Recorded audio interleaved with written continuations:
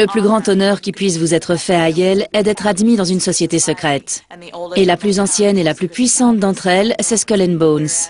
Certaines sociétés secrètes vous permettent ensuite de trouver un emploi dans un cabinet d'avocats. Chez Skull and Bones, votre diplôme vous mène à la Maison Blanche.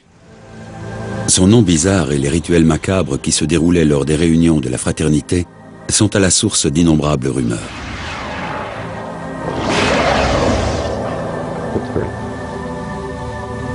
L'ordre des Skull and Bones a été fondé en 1832 par un homme du nom de William Russell, qui avait vécu un temps en Allemagne.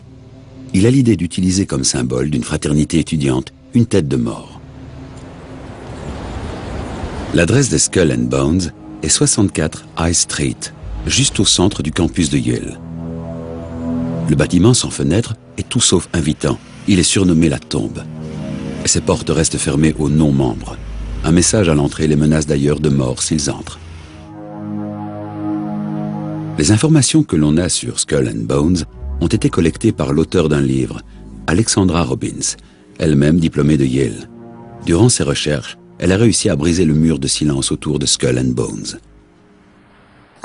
J'ai dû parler à 150 membres environ de Skull and Bones sur 800 membres de l'organisation.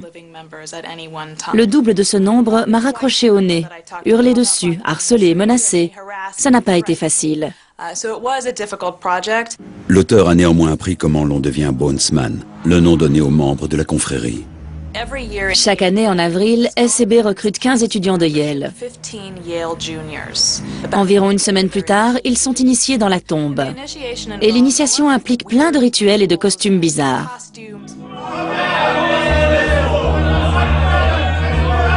Un membre de SCB est déguisé en pape, par exemple. Un autre en diable. Plein d'autres portent un déguisement de squelette. Les initiés doivent boire du faux sang dans un crâne. L'initiation se termine quand un Bonesman habillé en Don Quichotte adoube l'initié sur l'épaule gauche avec une épée. Après leurs études à Yale, beaucoup de Bonesmen occupent des postes importants. Parmi les membres de SEB, on trouve des magnats du pétrole, des responsables de la CIA, des scientifiques et aussi 3 présidents américains, Howard Taft, George Bush Sr. et George W. Bush. Les Bonesmen sont solidaires, même après la fin de leurs études. Ils forment un réseau d'influence étroit et puissant et donnent à certaines carrières le coup de pouce nécessaire au bon moment. Certains ont même, grâce à cela, atteint le sommet. Et une fois là-haut, ils renvoient l'ascenseur. Le meilleur exemple en est George W. Bush. Beaucoup de Bonesmen ont donné pour sa campagne présidentielle. Et une fois élu, George Bush a installé une dizaine d'entre eux au moins à des postes importants dans son administration. Alexandra Robbins va encore plus loin. Sans Skull and Bones, un modèle de médiocrité et d'incompétence comme George W. Bush n'aurait jamais pu accéder à la présidence des États-Unis. Ce n'est probablement pas la dernière fois que des candidats membres d'un même ordre se disputeront le pouvoir.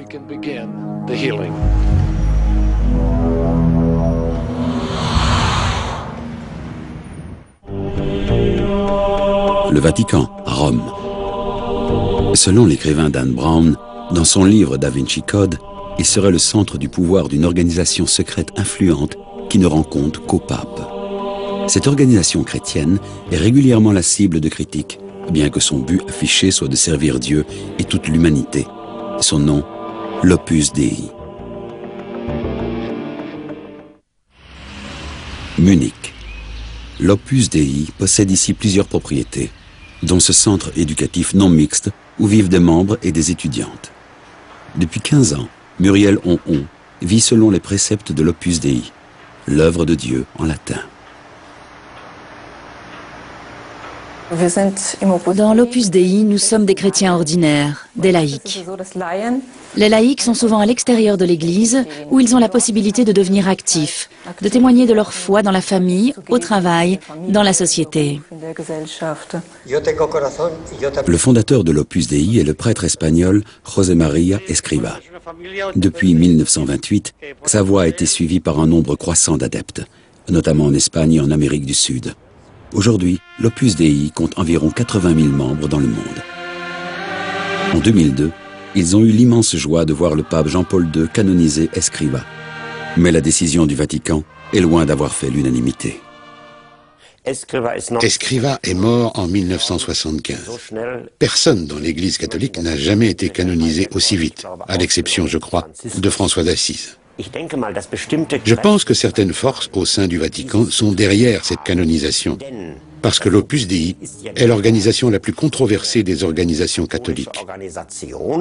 En canonisant son fondateur, on a fait sortir un petit peu l'Opus Dei du champ des critiques. Ses détracteurs reprochent à l'Opus Dei le conservatisme de ses idées et son manque de transparence. Ils le qualifient de société secrète qui aurait, grâce à un réseau opaque de fondations et de holdings, une grande influence sur le Vatican. Beaucoup de ses membres vivent dans des centres qui appartiennent à l'Opus Dei. Si l'on en croit divers rapports, l'organisation se structurerait ainsi. Au sommet, le prélat. Actuellement l'évêque Javier Echevarria. Le noyau dur de l'organisation est formé par le presbytérium. L'identité de ses membres n'est généralement pas divulguée aux autres membres. Viennent ensuite les numéraires, des membres célibataires qui vivent dans des centres de l'Opus Dei non mixtes. Les agrégés, eux aussi célibataires, mais qui ne vivent pas dans des centres de l'Opus Dei, souvent pour des raisons professionnelles. La large base de l'Opus Dei est constituée des surnuméraires.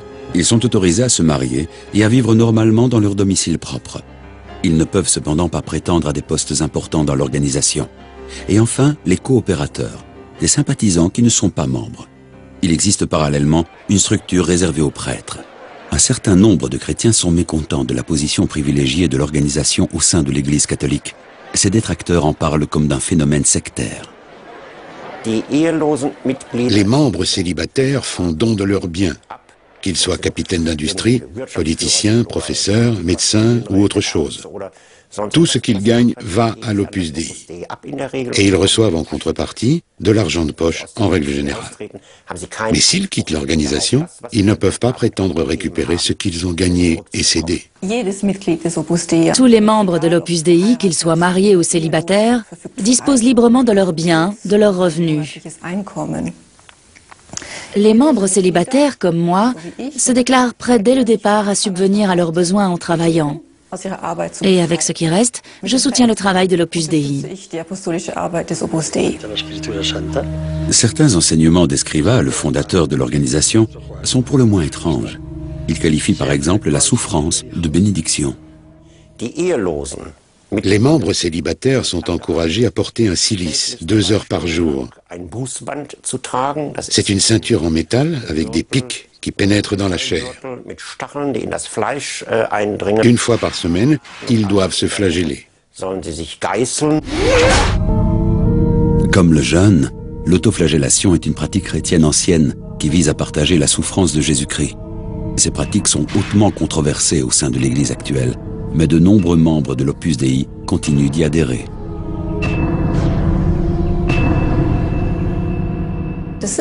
C'est une sorte de sacrifice auquel on se soumet volontairement. Ça ne fait de mal à personne et cela peut vous aider à vous sentir solidaire avec quelqu'un, avec une situation dans le monde ou à soutenir une cause. Des buts nobles et affichés publiquement. Alors jusqu'où ces sociétés secrètes le sont-elles?